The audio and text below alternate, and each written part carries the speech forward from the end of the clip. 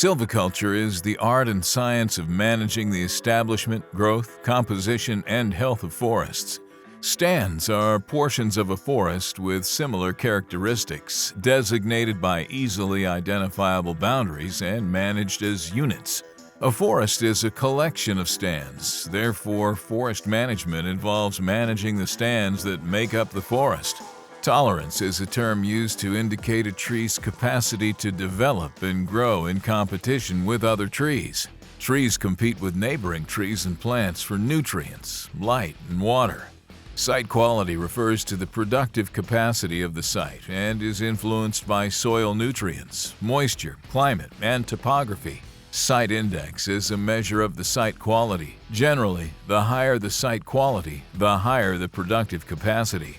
Forest stands develop naturally as trees grow, reproduce, and die.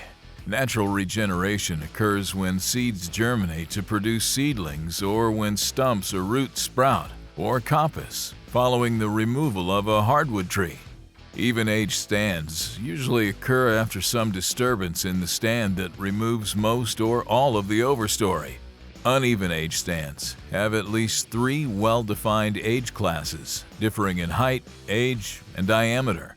Uneven-age stands usually develop as a result of disturbances that create favorable condition for seeds to sprout, but do not affect the entire stand.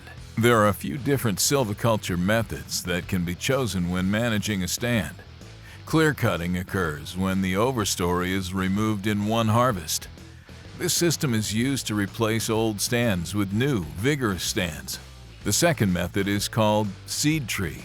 Here, the entire cutting unit is managed as with the clear-cut method, but for a designated time period, a small number of mature trees per acre are left as a seed source for the next generation of trees.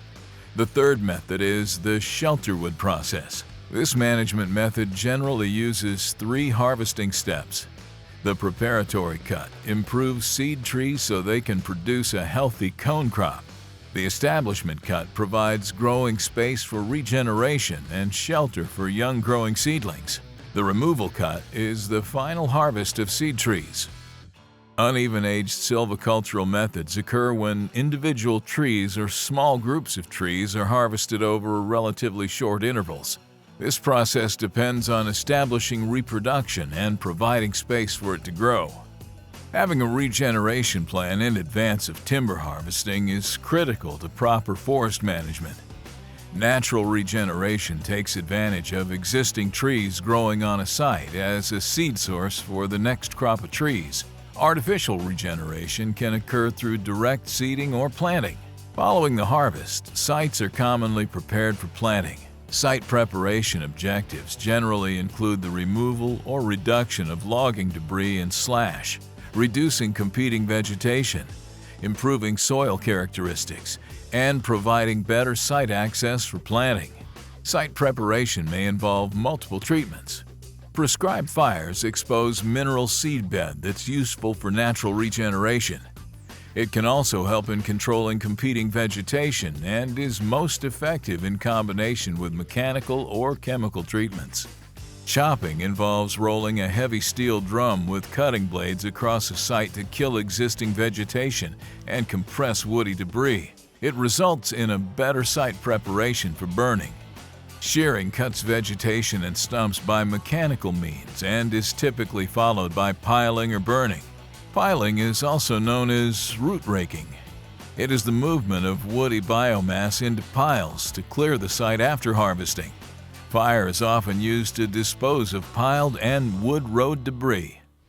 Soil manipulation may occur as part of the regeneration plan of a stand. Disking is the breaking up of the soil surface to improve aeration and water movement to allow for better growth. Bedding raises the planting beds and is most often used in area with high standing water or if the surface drainage is poor. Ripping may be used where a hard pan or impervious level exists in the soil that would impede root growth. Chemical site preparation is often used to control a wide range of competing plants. The next step after site preparation is planting.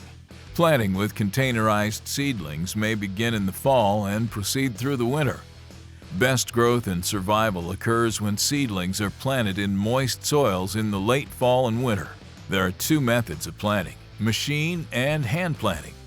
In the first, a tractor-pulled machine is fixed with a coulter for slicing through the soil. The next is hand planting. Individuals or planting crews use hand tools to plant seedlings. Based on site conditions, fertilization at planting may be done to improve early seedling growth.